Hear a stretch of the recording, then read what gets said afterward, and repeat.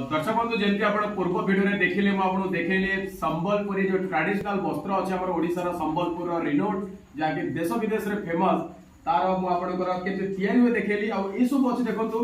आपन को ये सब लुगा मार्केट रे बहुत सारा मिल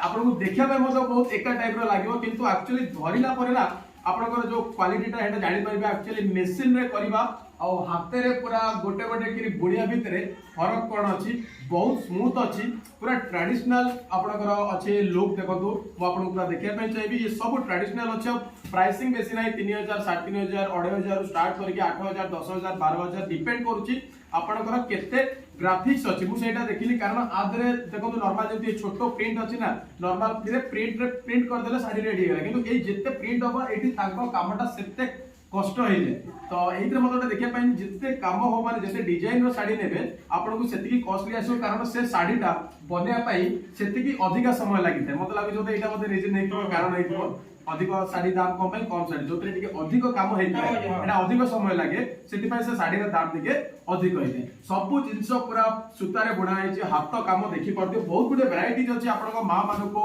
जो मैंने घरे टे वयस्क अच्छा तो मैंने ट्रेडिशनल भी हो गला डिजाइन मॉडर्न झील मैंने भी संबलपुरी शाढ़ी पिंधा पसंद कर ओके तो आम भी दीटा शाढ़ी देखिलु नवाई गोटे मो गोटे मो शाशु ओके गोटे सॉरी मो मो माँ ओके माँ शाशु तो